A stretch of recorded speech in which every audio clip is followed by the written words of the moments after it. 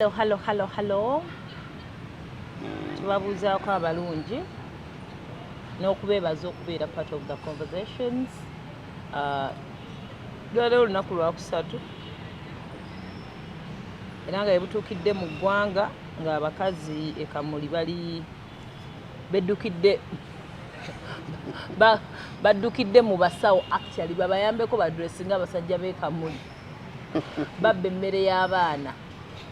Emmere y'abaana bagibba bati. Do you know baby's food? Baby's food is the breasts. Mukazi oba bayeebase oba baakola ki agakuddamu akati mubeera yonse omwana nga kabuzibu ng'omwami yali yonse. Nedda tokigaziya bwotyo mubali yonka weebase oli n'atuuka okukuta gwe katutegedde nti bayonse. Neri kalira nga ze simanyi neebase. Gomenga omukyalo olina akawera abobanga okooye bwogwa kikooko. Mbu kakati olina atandika okuyo omumwa gw'omusajja n'ogw'omwana tobyawula. Actually ne rate obeera ogiwulira nti eno tasobola kubeera n'amannyo oba ogawulira kati. Abantu bajja mu nnyumba ne bababba ne babasitula ku buliri olw'omuntu okuyonkedde. Neno wokubira pulaani n'ogamba omukyala wange nga yeebase ngenda kuyonka amata g'omwana. First of all amata ago gawoomerera like galinga bino. Have you tested supplement eringa amata g'abaana abato before they start like raw milk? Bino bigundi bino that's how milk, literally that's how milk tastes. Nze nga tebirina test biringa gundi biringa cucumber.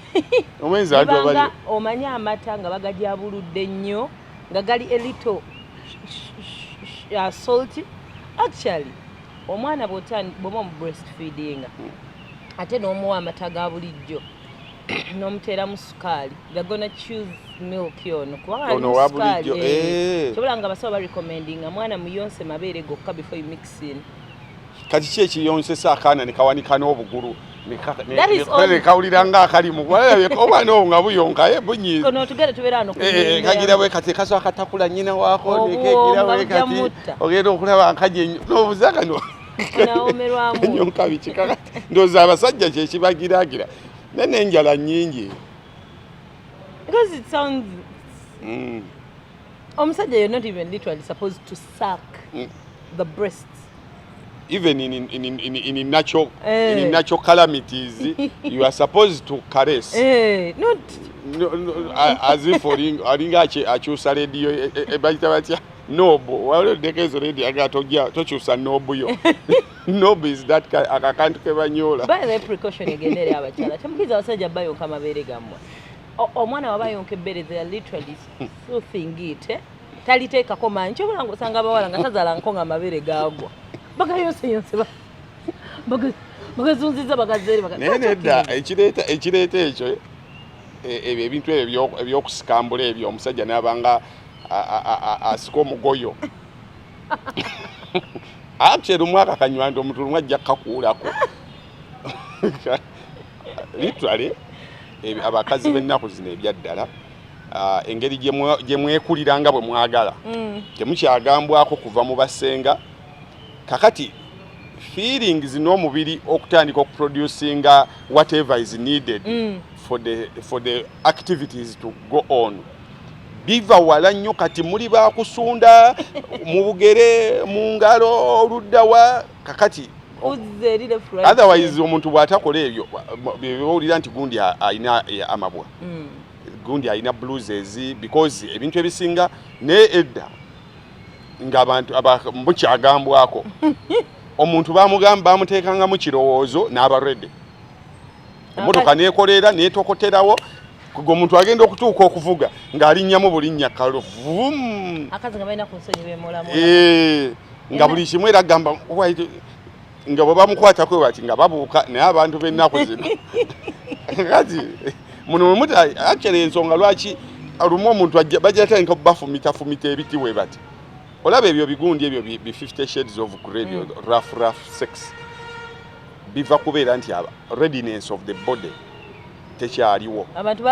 Abantu basanyalala kuva mu buto kakati ne wali we balina omugambirako basengaabe ebintu ebiyinza okwanguyiriza because one day nali nyina gayi gwe nyumya naye nangamba olaba ezo oral sexes ebyabazungu ebyo ne Museveni byagamba the mouth is supposed to be eating ne mu bikozesa ekyaleetera omumwe okukola emirimu emirala bali abazungu bali so dry, very dry.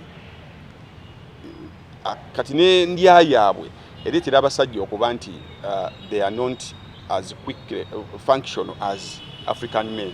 African man atunira butunuzi mukazi n'akyankalana naye abazungu bakusooka kutuninga kakyobola bofo wa play waabwe abamunyinyi baswantwala lekanaawa.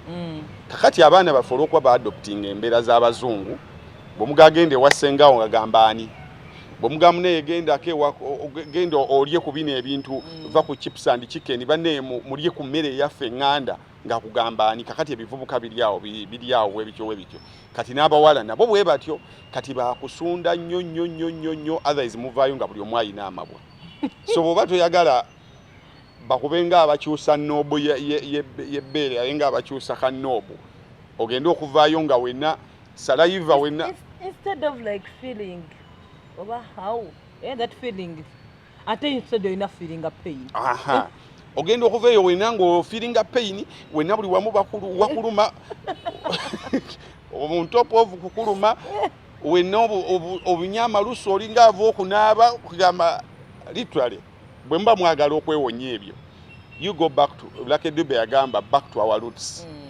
Muddeyo ku roots ezo bonoziddako zigenda kuyambako moloka eba mpya. With that saliva kano ngenda kaisawo business.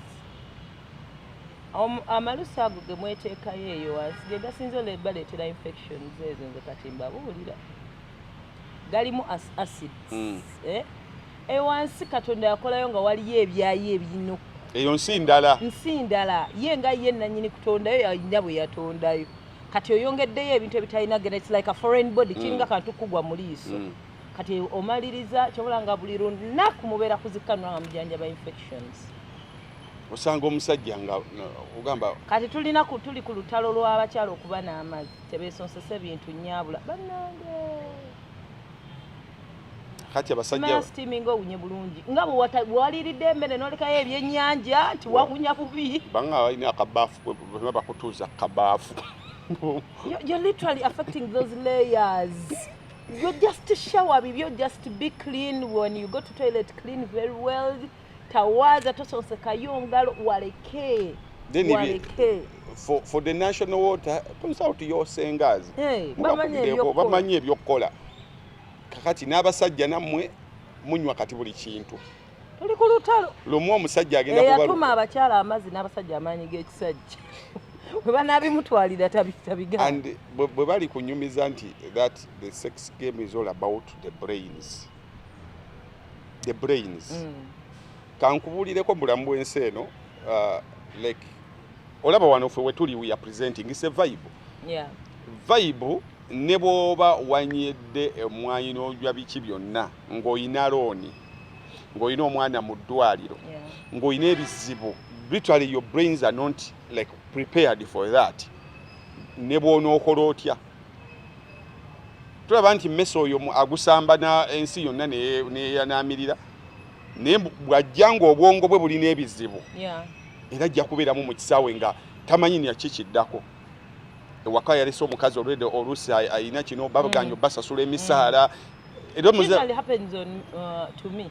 Ngena nenveeyo because every day is not a Monday. Sometimes abantu ffenna waliwo lwekikuba nzalo wenvuga emmotoka nentuka ku masengere nga sijjukira bampiseko mu jam nga si like obwongo nga bubadde buli ku byange ovuga buvuzi yesu olabe ekkuba era tusobola tomera and all that. Kati ngena nentuuka nga ndi disconnected naye neŋŋamba I'm going to work for 2 hours.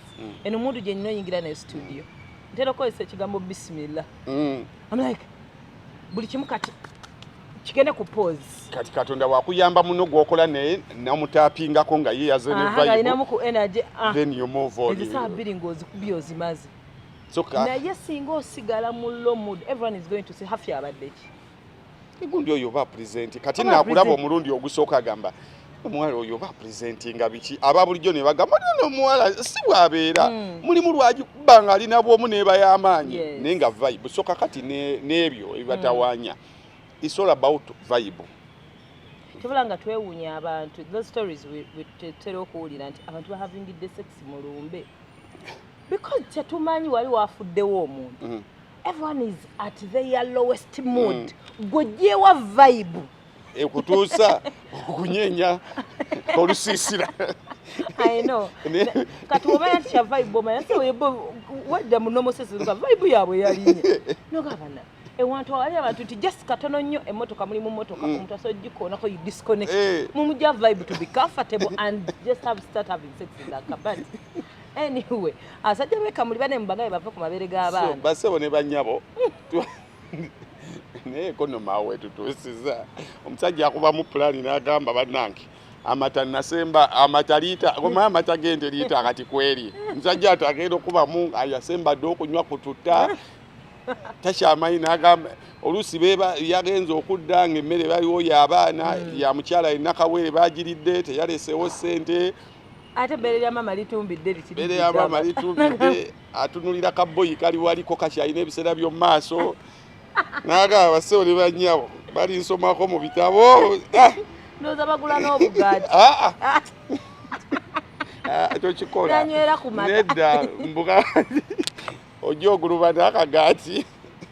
Mbobeera wali ebbali. Afi tokigezza nnyo okutuuka ku ekyo. Mwana mulimu ebizibu mu ggwanga lino byolowooza oba okyali ku bino. Anyway yatuveeyo wange emikono gy'ababaka giganye were egijjamu ba commissioner ow'Obwesige. Tuli mu week I think this is eno gye tuli na week 2 weeks.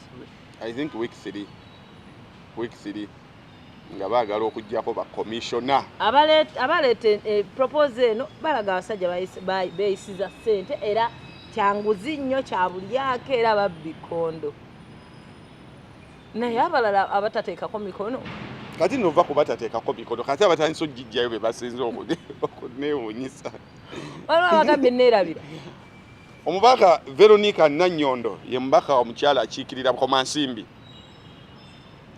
yawandiikidde sipiika n'amugamba si mukyala yaddira muganda we Mugundi muganda we Beyi ya Birime yali mukyala wa Fred Mukasambidde yamudira yagwa Kabenje ono najja kakati oli omukyala yali wa DP right yali wa DP ono yajjira ku ki naye okusooka okujja yasokera ku DP yajjira ku kaadi kakati wano mu kusala abaava mu DP ne bayingira Nuupu wasalira n'ayingira Nuupu so kati bebo bonna beba hono ekitibwa Segona Mpuuga Namboze ye group eyasala neyingira mu gundi mu Nuupu kakati yo olwabaddeeyo n'agamba bannange ffe baatuyise mu meeting tomwogeza ffe baatuyise mu meeting bwe bamugala jangu naye n'ajangu nenjangu bwe najanze nze nensayininga nga manyi nti atendense ki atendense lisiti akati luvannyuma nnyo baŋŋamba nti egyo emikono gye gigenda eri mu kuggyako ba commissioner ki era nze omukono gwange baguggyeyo saagala kakati what I need to first find out mu parliament signing of attendance this to bayina gundi bayina eno yadde gundi shadow cabinet shadow cabinet eyitibwa kakati Joero Ssenyonyi bw'alabye bino n'ayisa ekiwandiiko kisomye bwe kiti every Tuesday that is yesterday we hold a shadow cabinet meeting tubeerayo ne meeting eya gavumenti ey'ekisiikirize. Our colleague Honorable Veronica Nannyondo has never attended any shadow cabinet meeting on record. Nti bukyangazi baawo because she has never been a member of the shadow cabinet. Taina kifo ku cabinet eyo so tabangako yadde muki mwemu. Cabinet meetings nga bulaba abantu ba minister ba Kayemba Solo minister wa sports bibwe bityo.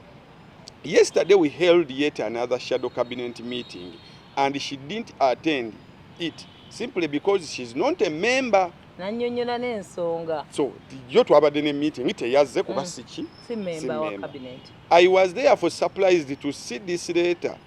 Why would our colleague claim she signed the attendance for a meeting she does not belong to and which she doesn't even attend? Kakati agamba ati abantu nti bwe yazze yasayininze ku kiwandiiko ate nga mu meeting teyabadde era nga talina kubaayo. Kiringa bw'ogamba mbu wasayininze ku attendance list ya TMT. Ya TMT. Ndi mukozi wa Masengere ne siri ku TMT team. Kati ya management. Ya management. Kati bw'ogamba otya nti wasayininze n'agamba oluso negwanga lino nze mbabuulira. N'abatufuga nabo balalu balinga kubanga what is that? Also, all who have signed the censure petition know that the title on the lists indicate clearly that it's not a motion to censure the commissioners. So, did the Honorable MP simply sign what she didn't read? Ebibuuzo bingi naye answer ki? Ntono. Osegedde kino akijja ku bbaluwa eyawandiikiddwa ng'ennaku z'omwezi 4 which was yesterday. Ng'egende wali the right honorable speaker of parliament n'ateekako ploti 16 parliamentary avenue ng'amugamba ke kali omulamwa gwe bw'owandiikidde withdraw of signature. Veronica agamba bw'ati, I respectfully write to notify you of my intention to withdraw my signature from the motion seeking to censure 4 backbench commissioners of parliament. Right Honorable Speaker, I was hoodwinked. Nabuzaabuzibwa. Hoodwinking definition yoliwa. So ketulaba oba ddala. Bamusanga akozesezza ki? Hoodwinky.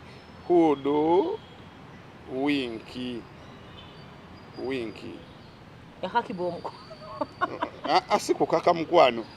Hoodwink kubeera trick oba deceive. Nti yalimbibwa. Baba kinyabo. Kibino okulimbalimba abantu abakulu. N'agamba I was hoodwinked into appending my signature to what was disguised as an attendance list to a meeting called by the leader of opposition in his department's boardroom this morning. Kati this morning no, who is telling the truth, who is not? Kati this morning ye eggulo kitegeeza yasayininze ku makya olw'eggulo nagamba wait nawandiika akayawulidde olugambo mu nkubo za parliament kyokka oli agambye ye tannamulabako era ne mu meeting tabeeramu. Now we need footage. Kati awo twetaaga document kubanga either this the Veronica is lying or Ssenyonyi is lying. Ye ataddeko bulungi olukiiko leader of opposition lwe yayise mu department's boardroom this morning yesterday. N'agamba to this end I am writing to categorically withdraw my signature and disassociate myself from the said list as it was in bad faith and I was misled into signing. Much obliged. Nasako Mukono Nannyondo Veronica MP Ukoma Nsimbi. Because they on the other hand, by the way, no, think of it. Okuleka nga balese footage. Okimanyi kisoboka wemba nga mulina campaign gye muddukanyako mulimu awo nga mulina tiimu nga eyina okuteeka okimanyi bulungi nnyo bahafi balina oyiwako at least sumulo eyina oyiwako you as a producer who is running that campaign nojja ne tukola meeting bulungi nnyo nogaba musayininga attendance nga sinabagenda ku kiri Ssenyonyi kyagamba is not part of the what of the shadow cabinet ne musayininga okubanga babayisi ne mwe mumalo sayininga gundi negenda mba mulio nga bagamba kintu kye baba sayiningisiza si kituufu bakikola nnyo ne mukubba ettaka ababbi b'ettaka bagendeyo bajjajja kiranse ne babagamba ino meeting ya kulaba government engeri egenda obbawaamu ssente kati olupapula luno luteekeko ssente luteekeko signature lwakuba excuse gye mpajja jja kirase olupapula luyinza kuba luliko ebigambo omukazi wattu nga tasobola bisoma anti ye hoodwinking n'abuzaabuzibwa abeera hoodwinking naye omubaka omulamba abantu gwe baateekamu obwesiga okugamba nti wabuzaabuziddwa tekirina excuse. It doesn't have an excuse. Ekitegeeza bintu bingi nnyo bye mujja mu parliament n'osayiningako obusayininzi n'otambula n'ogenda. Musobola n'oyisa etteeka nga America yaleese ekipapula ne mutunda eggwanga because for you you're not ready to read. Hoodwinked. Kati enjawulo eri bantu babiri bwe balina bo bennyini otunnyonnyola. Kisoboka okuba nga Ssenyonyi yayita meeting bbiri olunaku lumu. Ng'eyasooka n'ayita meeting ey'okuhoodwinkinga. Then n'amala n'ayita eya cabinet. N'ayita eya cabinet. Kati Ssenyonyi alina otuya ku olwo yalina meeting mmeka. Kuba ono mu mboozi ye tagamba, mu mboozi y'ono omukyala tagamba nti yagenda mu shadow cabinet meeting. Yagamba bayise meeting, the lead of meeting called by the LOP in his department's boardroom. Kati asobola okuba nga twabadde ne ka meeting akasumulula then wayise eddakiika 5 ne tuyita aka TMT.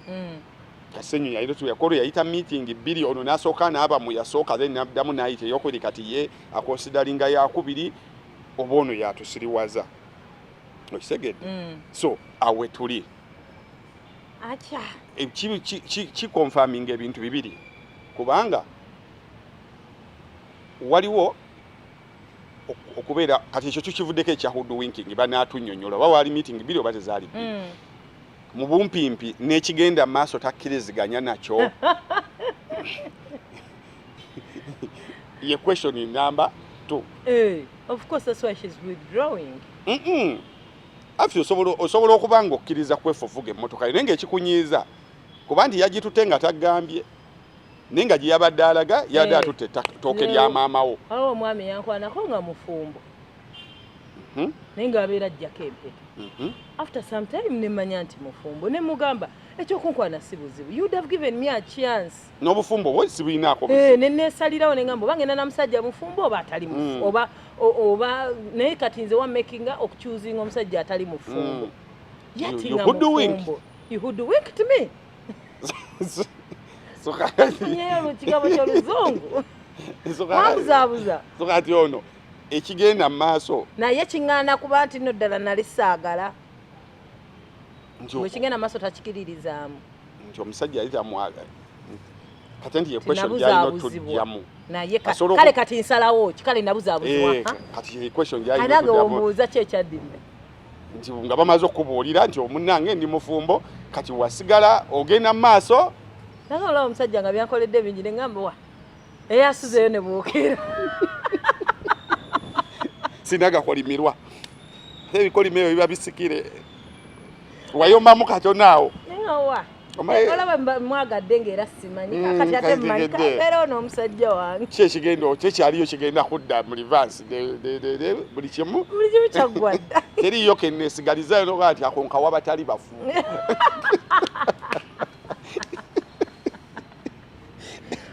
wabula omanyi kyesinga okuluma ng'omuyaaya akukudde ogayi buli kintu teriyo ogamba nti kano kantu kange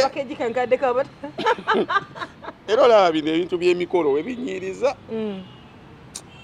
ng'omuntu ateekayo buli kintu awaayo buli kintu ku muntu olwedde ensi yonna gwemanyi singa waaliyo Katonda ke yagamba nti ako kavaayo mu kiseera ng'omusajja amaze okukyala ewammwe emikolo buli kimu ne ku mukolo kubaako ne sikola nti mirimu nze ku mikolo kubaako ne babboyi be nga bagamba sikola mirimu sifumba ngabireme okukyala obukyazi so tokola lihaaso anti banjirabayo tokolayo dry run ebyo mbirindiza mwana abandi anti okolayo dry run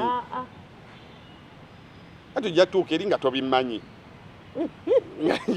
omuntu wemanyi nga naye lwako abakazi afimweyo basenga balina obuntu kyemmanyi bwe basomesa abakyala abo abafumbo nga lye sasi ly'alijjayo ku lunaku lwe bakutwala kabbo kamu after that day you're going to pick your bride? Mbaga ziwedde. Okwa kwanjula. That morning kasize katya. Awo mama nakuwa akasemberayo ddala. Eno ye bbiri nakuwa bege. Eri yo bege. Bege. Zonna nga zisigaddeyo bege yo ng'ogitereka. Eri yo bege. So kakati ekigenda maaso takkiriziganya nakyo. That is another question for her. Nti mu bumpimpi ye talina buzibu nakigendamu nabali kiri ekyakolebwa. Onkitegedde because there are many things mama obi asobola okukola. Nabo oyina sente ze wamuteresa miliyoni zo 10 ng'oyina byogendo zikolamu n'alaba waakatakaawo n'asooka akasasula. Kati bw'ojja n'ogamba nze ettaka mulitunda njagala sente zayisayiza n'ettaka tolikola ki? Tolyagala tokkirizigana ngeri gye baatwalamu ssente zo n'ettaka lyo tolyetaaga n'ettaka lyabwe tolyetaaga naye waliwo ettaka lye bagoga yadde ssente zayo mwatwala mama yazikosa kankweka example eno mulimu abasajja abamu nga yateeka etteeka wakati mukwata ku ssente zange mpaka nga mumaze kunkubira naye omwana eyabwe emukubye yeetaaga okutwala mu ddwaliro bakkubira essimu oli mu kushuutinga tosobola kukwata kati omwana afe. So bodda no bagamba ne emitwalo gya abiri gye walekaawo omwana twamututte mu ddwaliro yabadde yesika agenda kufa era webaza yadde temwankubidde naye kye mwasazeewo kirina buzibu kiri yawalla. So kakati wadde wabadde hoodwinked naye kino omukono gwo gabasi guyinako buzibu kye gukola mu mutuufu kiri yawalla. So kye gukola tokkiriziganya nakyo kuba n'olwaliro debate kati egenda mu maaso yey'okubanga bagamba nti sente zayisibwa mu parliament. Eno yo debate eri awo nga baga nti like babaka nyine bebazisa zayita ekiwandiiko biwandiiko nno nga bizunga okuva eggulu abantu babyegaana waliwo ekiwandiiko abantu kye beegaana ojjo jjuzika ebiwandiiko naye tetukyabikiririza kakati ate era ekiwandiiko ekyagaana kiri ekiwandiiko nakyo ne bagamba kyabadde kifu. Kakati ekizibu ekize ku kiwandiiko ekigambibwa nti kyekyapuresentingibwa mu parliament kiriko budget yayisibwa yaliko bw'osoma wano wansi kuliko service award to backbench parliament commissioners sente mmeka miliyoni 4 times 3 kate times 3 zikola kawumbi kamu mu obukadde 2 kyokka ate ziri ezatambula ziri kawumbi kamu mu obukadde 7. Kakati bireka abakola ekiwandiiko kino either Mafi kati ye yabatawanyiza kuba Ssenyonyi yagamba someone please tell our colleagues who are coming up with these things now at least get their mathematics very right. We are talking about 1.7 billion not 1.2. The fact is that this matter was never debated anywhere except in the commission meeting that passed it. And that is why the Hansard of Parliament, which records all debates, does not have a single record of it. So let's not take people for a ride. Musule bulungi. Kiyashituweereza kiro. Kiwandiiko kyazze nga balaga nti bwe bajja Parliament yatuula ne bakiyisa. Ni budget neeyita. Kati bwe budget yayita yakawumbi kamu mu obukadde 2 lwaki ate kali kamu 7. Kati awe tukyali awo ebiwandiiko bifulayinga east west center. Naye nga the bottom line is nze ekinnuma mu byonna the bottom line eno wansi eri expenditure of government resources. Nti nga tulwana essaawa zino be interested singa tezaali sente za muyi wa musola the end of the day parliament teyina weekola teyina kidduuka nti munaye genda netunda ebintu byayo bali ku sente zaabwe munaye zitukwatirako bali ku sente zaffe. Kyakubiri wakati the bigger debate is nzoba zayitawo bazayitawa wakati nga tulwana okukendeeza government expenditure there are things byotoyisa. Essaawa zino as we speak now abakozi ba KCCA bagenda myezi 5 tebalina yadde singi 2. abakozi ba KCCA be basasula emisolo be bayina literally be bali mu mbeera esinga okuba embi. Essaawa zino myezi 5 bakutte ne kasasiro ne bamusindika ne bamukasuka munda mu KCCA. Sente zaayisibwa ez'okubasasula naye KCCA egamba sente teziriiwo. So Parliament omulimu gwayo is to legislate.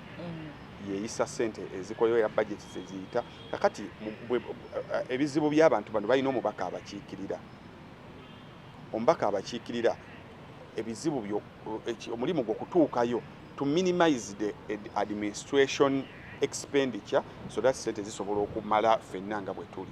So kakati ku bantu abalina allowance, ku bantu abalina emisaala, ku bantu abali obulungi abatali bubi bwe babeera nti waliwo sente ezitambula gafula mwodu. That is the bigger question.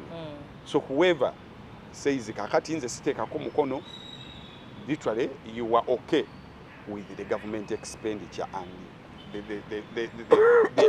Anti kati awo Hamson Obuwa yebwaddira munagamba bano abatambuza abanoonya emikono gino tebayita mu mateeka. Galiwa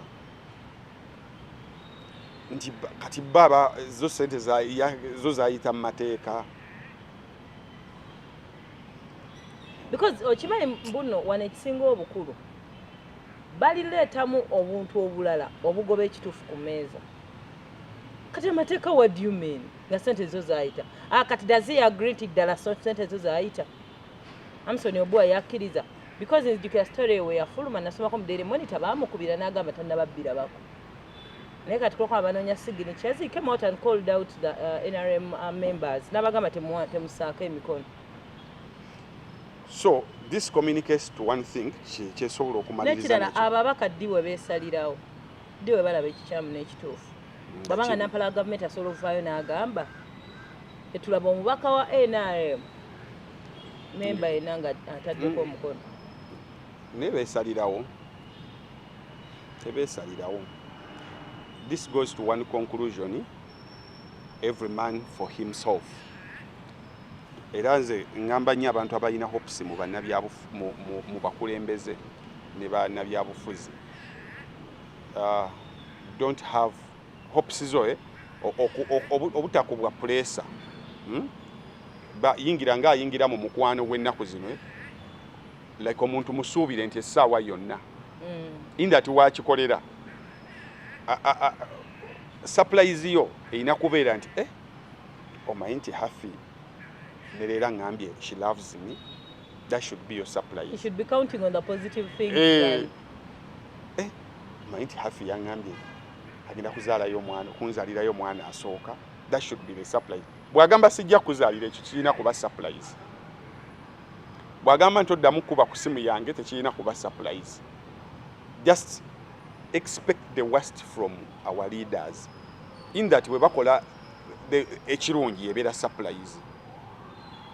Buli project ejja expect nze era buli kintu ekijja bwe kinsooka gamba oba ani kati agenda okuliira awo nti amawulire gagenda okujja nti munnange waliwo abalidde sente za kino ngamba ekyo nakisuubira waliwo omulio nti bagamba tugenda kubala bannayuganda gosoko ga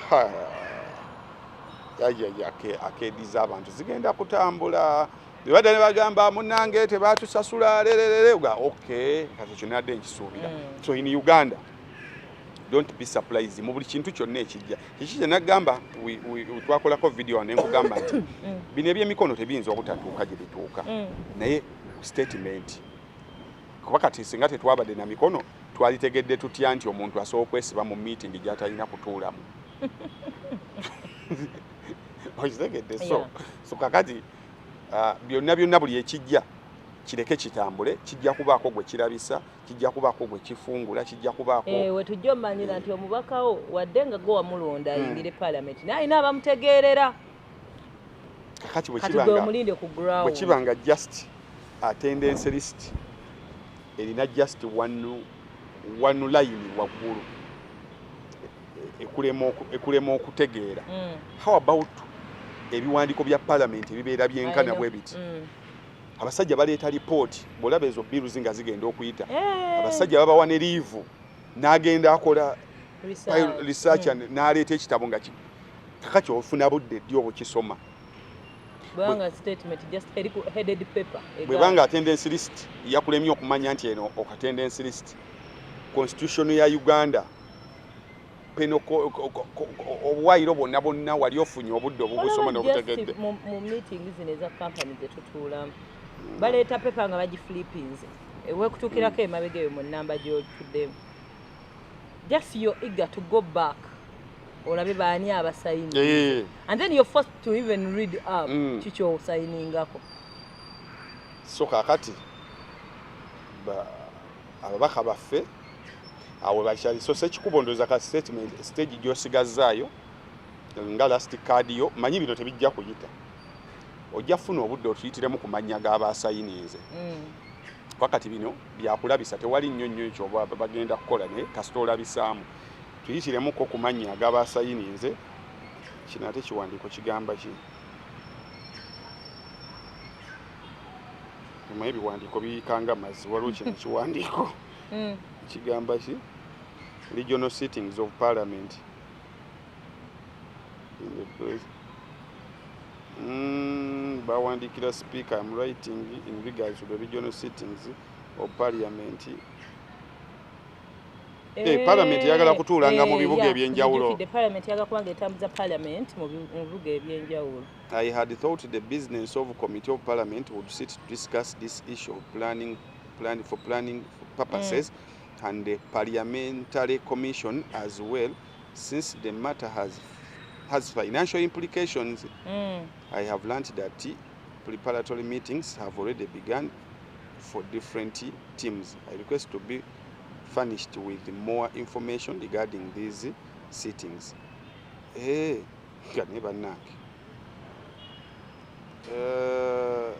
Omanyi kiki gwomanyi okutambuza abaka 529 mu regions ez'enjawulo manyi sente zetugenda osaasaanyaawo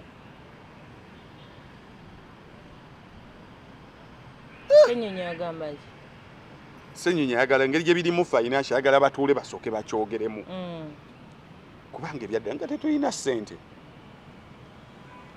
gwomanyi okusitula abaka n'ogamba bakabi first of all buli region gye munaalaga mulina okupangisa ebanaatuula balina okufuna we banaasula in case bagenze bagamba tugenda tuula Kalamojja mulina okufuna we banaasula mulina okufuna we banaatuula mulina okubaliisa mulina okubatambuza mulina onoogenda okumaliriza akasente akagenda okutambula awo okamanyi simanyi omugaso gwa kino guli ki transporting era naye akitaddemu wano transporting them actually siboka let me ask something parliament bwetuula wano e Kampala mu central tufunamu ki nti tukendeeza nti olwedde balina ekizimbe kyabwe olwedde beetambuza ne beereeta no because tunoonya benefits za z'okubatambuza what does central benefit now that parliament emyaka gyonna etulira mu central nti bali kye basubwa ku nguudo ko batambulira nnungi nnyo bazirowoozaako baziteeseza mangu amalwaliro g'omu central gali bulungi nnyo muno like kye basubwa regions endala engeri parliament gyeri wano tuli bulungi because parliament etuula Kampala actually vakuba baka bitano okuleko tu creatingira jam ne zitiru tetulina okusooka omanya Kampala central yefuna mochi nga tetunaba batwala mu West Nile manyi nti parliament ate ina ne bastaafu ng'ogyeko ababaka ina ne bastaafu nabo bakutambuza gavga lino lirina ssente nno just tulina we have money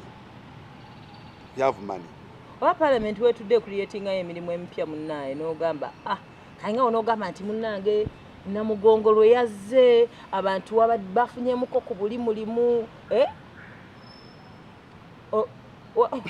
ola activity ejja nekola amawulire n'ogamba n'abantu nga bagyesunga kafe tuve ku parliament buli omu nayo girowoozeeko nawe kirowoozeeko nga mune bwetu parliament nambo tutikegende ne mu west we need money negomanye ndowoozaako bulowooza okusitula abantu ate nova ku ebyo obutasula eno jjukira mulimu balina protocols abatasula ekiro kyatasize waka walopa DM ezigenda okubeera eyo kale olunaku olw'enkya it is a national president agenda kuwayogerako eri eggwanga national state of the national address opposition yagambye tegenda kujja nga bulijjo kako nyine Ssenyonyi agambye mbu byagenda okwogera babimanyi era replies as a leader of opposition byagenda okuddamu yabikola wiiki ng'etandika today is a Wednesday nenze lwakuba endowooza yange ensirwe mujja gisonyiwa the whole thing from the beginning tukole zino zonna campaign ezabiki byonna bwe tumaliriza tetukola alternative government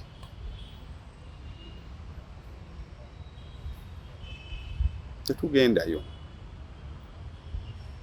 bwe mumala birisima bamaze okulangirira biki byonna bwe mumaze okukaanya babbi akalulu biki temulayira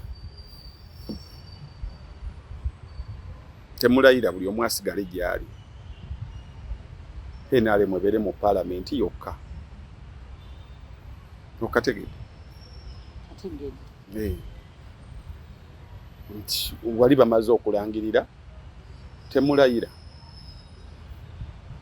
bakirowoozaako ko ne batuwa ensonga lwaki balayira ne bakola ne shadow government n'ebiringa ebyo kati ensonga twazitegeera but this time bwe mugenda mu 2026 temulayira mubireke because working in that government certifies the existence of that government. It certifies the existence because it facilitates almost everything. So it certifies. Muso okusigala nga muli eno bwe mulabisa bakoze next gundi temugendayo because bwe tubanga tuli mu parliament tukola nabe emirimu then ate ebintu ebimu ne tuboycottinga gandabawo okugamba nti hafi nja kumwagalako enviiri musokolemu amaaso then amaaso bwenga sokolamu then nja mwagalako ensingo naye entumbwe sijagala kakati gamba bugambe omukazi yenna simwagala osegedde bobo osazeewo kumwagala mutwale yenna neki n'ensobi ezimuliko so kati this boycott tetujja kujja mu state of the nation ndaba tekikyankolera osegedde tikikyankolera because bwe tumalira era bwe tugenda mu parliament amateeka tuwanika ne tugamba tukoze minority report n'ebiringa ebyo bimaliriza bigendererwa mu 7 yasalawo tuseeko omukono lifuuka etteeka byonna bonna obukiiko by'obwokulonda abalamuzi biki byonna bimaliza bigenze wuwe nga yabironze so 2026 irregularities bwe zisigala nga zezimu nze refali bwagaba penalty gyensuubira nti emenye mateeka nga kipa mbagamba sijja kugiyingira gola agiteebe oba beerayo mu goolo oleme kubuuka agikuba anyweba mulabe nti aswadde kipa asigadde ayimiridde oba togenderayo ddala kuba omupiira temugusambira ddala naye kati kadi esigaddeyo gyendaba byonna tubikoze tugezezaako okugenda tulwanire munda kati boycotting let's boycott everything omuntu abeereko ku ballot paper ng'aliko yekka ne bakyaliire anti mu ntandikwa abantu eno abagenda mu bisaawo eyo gye balondera okusinziira ku bano abakulembeze aba opposition balowooza abantu kye bakola bakitegeera era abantu balonda paka we bikyuka kati we bimala okukyuka wali eri ne balangirira nga mulina baddigundizamu awo nne mugambo gambira banaye fe ogwaffe twagukoze kampeyini tuzikoze tubalaze ebizibu ebirimu n'akalulu kaffe tukakasa nti twakawangudde n'olw'ensonga eyo basewo ne banyabo situgenda kulayira ng'ababaka ba paalamenti tetugenda kukola alternative government tugenda kusigalawo ffe nga tukola mirimu gyaffe egya activism tujja kwogera tukozesa emikutu gyaffe kino kikyamu kino naye eri kati babeereko mu paalamenti nga teri ludda luvuganya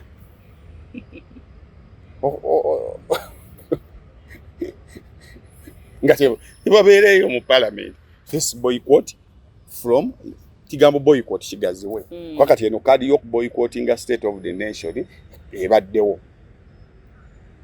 kati tugende tugaziwemukko ku ballot paper bwe tugenda ku ballot paper tugize kali tubeereko betulonda empapula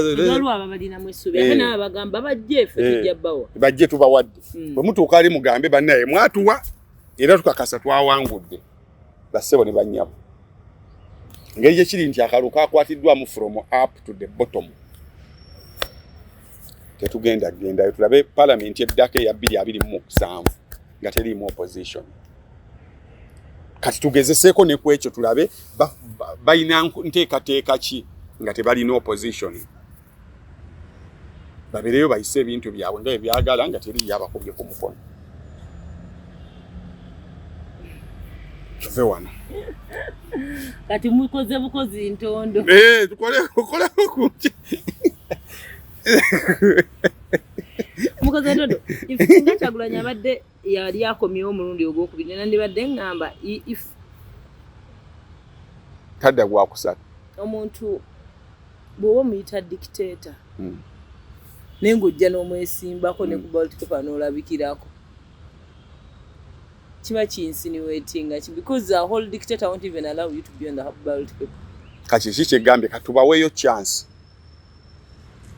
bajje beesimbewo bwe baddamu ne bwe bababba nga Segawa yagambye nti akalulu kali predetermined yonna opposition yonna neyawangula yenna nagambe tetugenda kati tulabeko ne kumbeera eyo kuba bizino zonna tuzirabye twakkiriza byonna tugenze tulabisizza twesimbyewo tuyingidde twogedde buli kimu kikoleddwa mu paalamenti ne bannaffe baba nebimu byetu batuma bakola birala kati 2027 tugezeseeko kati 2031 ne ku ballot paper tetujjira ddala tikuluno tujje bwe bakabba terikula ate bagenda tujja mu nnyumba batulayize bampaka nti gamba walayi kati yebateeke y'omulundi gu race boycott singa waggulu kabbibwa teeke ya 2031 ffenna tetujjira ddala ayagala afuge mumukwase Allah wane agala namujjulula